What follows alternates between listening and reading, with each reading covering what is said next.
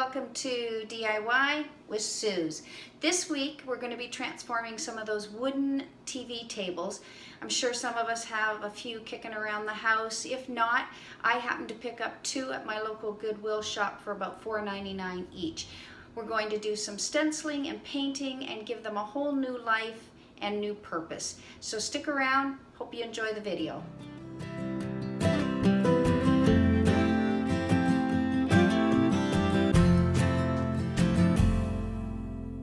So first thing I'm going to do to prepare these tables for painting is I'm going to give them a good wash with some TSP. That helps to take off grease and dirt and prepares the surface for painting. I recommend using some rubber gloves for this.